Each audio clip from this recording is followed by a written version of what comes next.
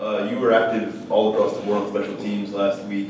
Wanted to ask you, one, how do you think things translated from the offseason work with Coach Laurie? And two, to have Jordan Stout out there just booming it out of the back of the end zone or pinning them back in the end zone, how much of a boost does that give the team overall? Right. I think a lot of the success that we've been seeing on special teams so far has been our approach that we took into the spring, as far as the way we've been going about our meetings and our periods during practice. So I think the preparation has definitely put us in a better position. Well, just want to ask about Lamont Wade as well. Obviously, we all know he put a foot in the transfer portal and then took it back out and stuck with the team. How did you see him kind of switch gears after that once he made his mind set up that he was staying? And how rewarding it is, I know you'd like to be the starter, but how rewarding was it to see him out there and getting his opportunity on Saturday?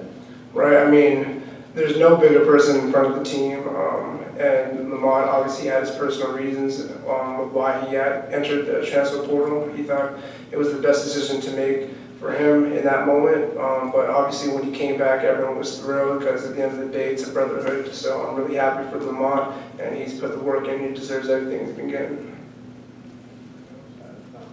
Jonathan, I want to go back to when you were a recruit. Was it different to visit for a night game compared to a game at either noon or 3:30 in terms of just the environment and everything else? When I was a recruit, I don't think I actually had a visit during a night game. I don't think so. I couldn't relate to that. Jonathan, going back to Lamont for a second, when he decides to stay, I mean, are you like talking to him during that time frame when he's in the portal, or are you guys still in touch? Because I know he's cleaned it up. Yeah, because he was still, enrolled in classes. He was still going to school here, so of course, yeah, I was definitely in touch with him. How's he been tell you that he's staying? Is it just, hey, I'm here, or is it like that? Obviously, he had to have a lot of conversations with the coaching staff and his family back at home. But when he finally made the decision, he let us, the team, know as a whole. So. And I think, I want to say you were on all four special teams, is that correct? I'm sorry? Are you all four special teams? Yeah. I believe you and Center are the only two guys doing that. So when you look at that, how much pride do you take in that as a guy who's, obviously you're special teams captain, so how does that, I guess, tie in? It's a great honor, and we take a lot of pride in that, being on all four special teams, because just like offense and defense, special teams is a phase of the game that can decide if you win or lose the game. So we take a lot of pride in that and how we approach that. You committed to the same class as Sean Clifford. You came to campus the same year. From point A to point B, where we are now through his first start. One, what are some similarities that just have not changed about Sean? And two, what are some things that are noticeably different about who he is, maybe mentally and physically? Aspects of him that haven't changed, I would say, is definitely his work ethic.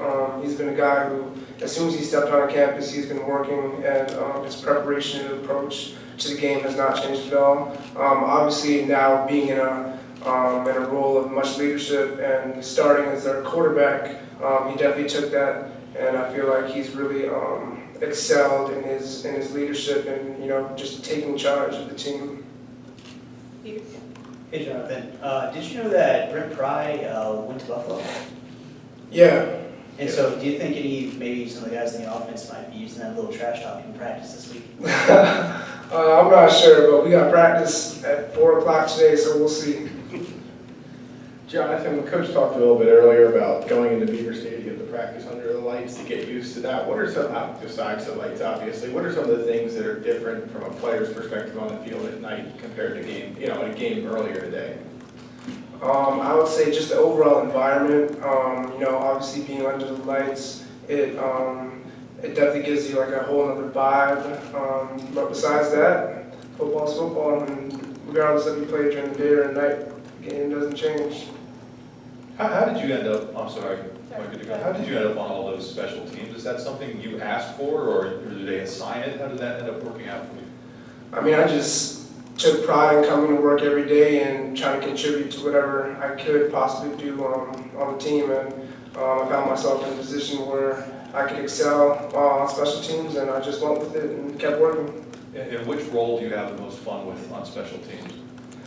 I would say probably kickoff, running down full speed. Why? I like hitting people, run full speed. Jonathan, as a unit, you guys gave up some yards on the ground last year. Coming into this week, how do you guys look forward? How much are you looking forward to the challenge of facing a team, that's going to want to try to pound it down your throat? I mean, I don't think we're going to change our approach. I mean, we approach each week the same. Doesn't matter who we're playing, and we take pride and we try to rise to the occasion and try to fit into our standards. So I don't think our approach to Buffalo is going to change as it was to Idaho. So. There's a time not too long ago that you wouldn't have been able to have your hair as long as it is. Is there a story behind how you ended up like that? Is it important to you? I mean, what is behind that? I mean, I've had my hair for like 10 years now, going on 10 years, so I feel like it's become a part of my identity at this point. But when I was a kid, my mom just braided my hair one day and I just went with it. Do you still snowboard? Do you get to snowboard much? No, I have not snowboarded. Hey Jonathan, on Saturday we saw Jordan Stout with a 53-yard field goal. That was, I think, the third or fourth longest field goal ever by a Nittany line. As special teams captain, you were able to see a whole bunch of them this offseason. When were you most impressed with him, and how far do you think he can kick this? I mean, I was impressed day one as soon as he stepped on our campus and with his approach to working. He has a great work ethic, and he takes pride in the little details of his game. So I'm not surprised, to be honest with you, with the success he's had so far. Feel comfortable saying what his range might be? How far? I have no idea. That's out of my area of expertise. I have no idea, but I know he can kick the ball. This is my turn. When you kind of look at night games, a lot of people mention it's kind of what do you do all day? I know you guys have meetings and those kinds of things, but do you do anything else in terms of we watch more film while you're waiting around, we watch other games? What will you do all day Saturday? Definitely. I mean, when we have an increased amount of time to prepare, I mean, there's going to be guys who watch a lot more film, just discuss with, neighboring positions of like what they see and how they're going to approach the game. So I feel like, with more time comes more preparation or film study and dialogue of what we tend to expect. On an unrelated note, who's the biggest trash talker on the team? Trash talker. I don't know. I feel like that's a question that I might need to answer later on during the season as we go through more games. Okay. All right. Thank you. We've heard a lot from the offensive linemen about how difficult it is in practice to deal with a defensive line that can go 3-4 deep almost. From your perspective, is there any element of that to the running back group that Penn State has? We saw 5 guys score touchdowns. When you're on the practice field and they just put another guy in and another guy in, it doesn't seem to be much of a drop-off. And what does that do when you're going up against them defensively for an opponent, knowing that whoever is stepping in has the ability to break one or break a tackle? I mean, it's great. I mean, we have a great group of diverse running backs who are qualified, and they're experienced enough and have put in the work in, and we're really confident in those guys, and we see it during practice, we see it during their approach to practice, during the team periods, and during their individuals that they're all ready to play. When you got to campus, you could probably lean on a lot of veteran leaders on this team, guys who had played in the Big Ten championship game, won that game. Right now, though, 6 of the 7 guys who scored were either sophomores or freshmen in eligibility status. When you look around, do you feel like this year it is the start of a transition for the personnel and just kind of this team on the football field? Yes, I do believe so. And what does that entail? I mean, we've heard about the culture being a little bit different than last year. Is there anything definable that feels different about what you guys are doing on your first game day versus what it maybe felt like in the past?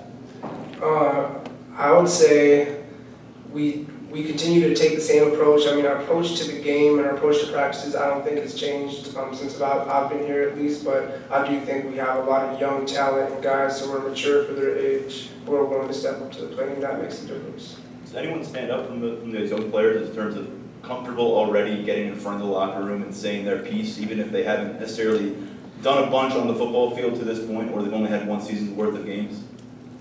Yeah, I mean, there's just a big range of group of guys. I mean, Keenan Ellis is one guy on the defensive side of the ball who comes to mind, who's had a good spring, a good camp, and it's just translated to the fall, and we saw that with this play. So.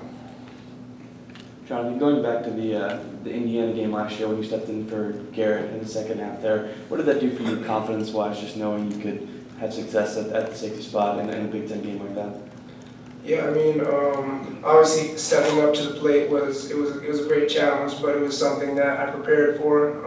Although I wasn't starting, I was still preparing throughout the game week as if I were to be starting. So when it did happen, it wasn't really much of a culture shock to me, if that kind of makes sense. But it was a great confidence booster, just showing to my teammates and the coaches that I could step up and help this team get a win. And what's the message been from Garrett, not just during that game, but afterward on your progress? How much of a mentor has he been to you? Yeah, Garrett's been a great mentor to me. On the field and off the field, he's always helped me answering any questions I may have. He's been in our defensive scheme longer than I have, obviously, so any questions I have, he always answers them, and he's been a great help to me.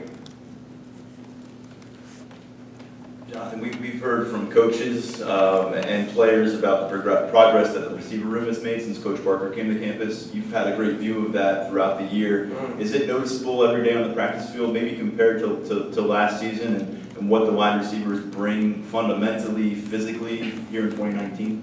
Yeah, I feel like we have a great diverse group of wideouts who each have their own talents in different ways, but yeah, I definitely see that during practice, the older approaches to the game, and it's showed this past Saturday on the production, so.